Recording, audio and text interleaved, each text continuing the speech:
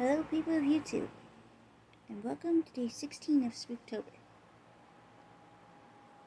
If you are an anime lover and know this series, I already know Seraph, or aka Seraph at the end.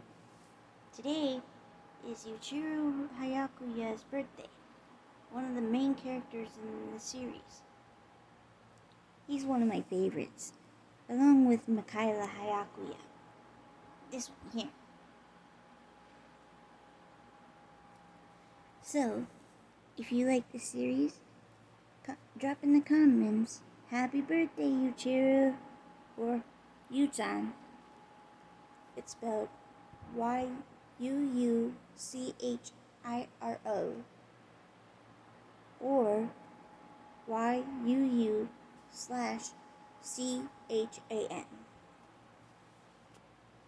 I'm sure he'll love all the birthday wishes. Anyway, let's begin with today's story. There was once a witch at Fraddam, who was the most powerful woman in the west of England, and she became very angry with the Lord of Pengurswick, for his magic was stronger than hers. Try as she might, she could wreak no havoc, for the Lord of Pengurswick was able to reverse her spells, no matter how potent they were. So, the witch at Fraddam, by special incantations, called up the devil.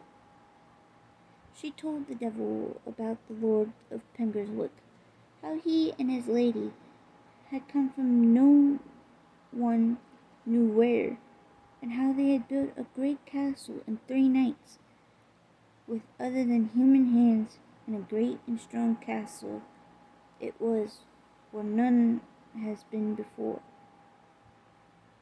She told the devil how, if she set out to spoil the harvest, the Lord of Pengurswick made the harvest even better.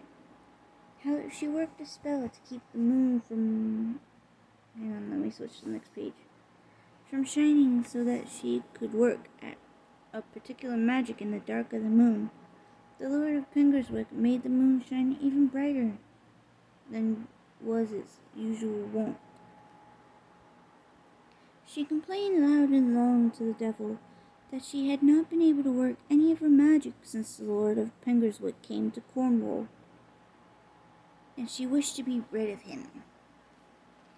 So the devil told her what to do, for it was known far and wide that the Lord of Pengurswick rode a mare who was as docile as a lamb with its master, and as wild as a lion to all other persons, and that the Lord of Pengurswick rode out each night along a certain lane. The witch at Fraddam was to place a tub of poisoned water beside the road, and the mare would be tricked into drinking from the tub. One swallow of the water would so madden the mare that she would fling the Lord of Pengurswick to the ground. He would be stunned by the fall. Then the witch was to pour over the Lord of Pengurswick some hell broth brewed in the darkest night, under the most evil position of the stars. If the witch were to do this, the Lord of Pengurswick would be in her power forever, and she might torment him as she pleased. So the witch at Fraddam set about making her preparations as the devil had instructed her. First she collected with the greatest of care all the deadly things she needed to brew her hell broth. In the darkest of nights, in the midst of the wildest of storms, with the flashing of lightning and the bellow of thunder, the witch was seen riding her ram-cat over the moors and mountains as she collected her poisons. Before long, all was ready. The horse drink was boiled, and the hell broth was brewed.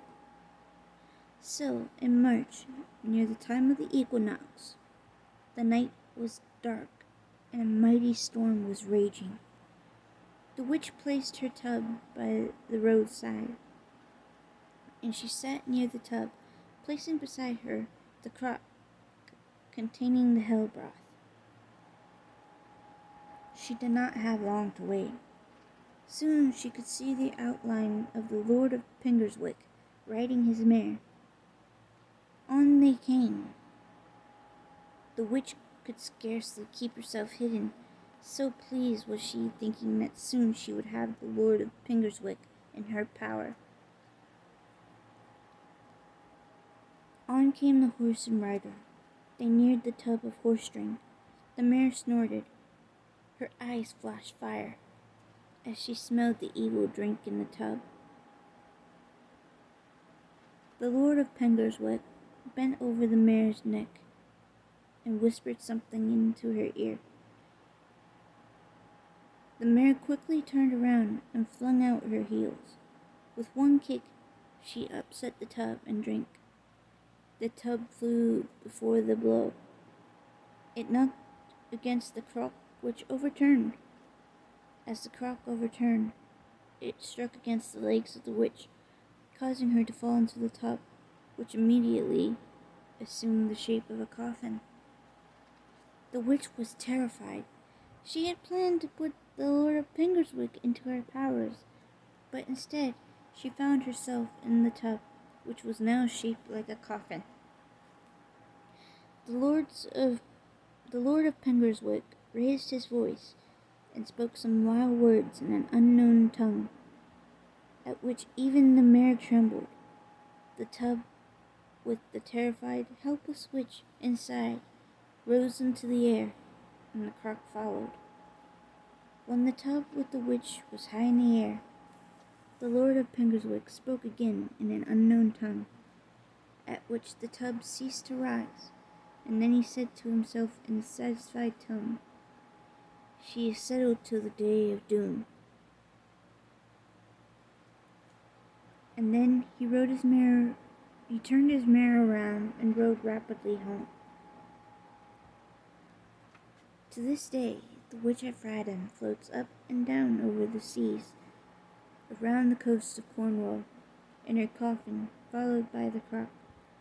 She still works some mischief with her magic by roiling up the seas, but the Lord of Pingerswick has only to stand on his tower, blow 3 blasts on his trumpet, to bring the witch to shore and compel her to quieten the waves. Sorry. I hope you all enjoyed that tale. And don't forget to like, comment, and subscribe. And I will see you tomorrow for day 17 of Spooktober. Don't forget to wish this gentleman here a happy birthday. Until then, see you next time.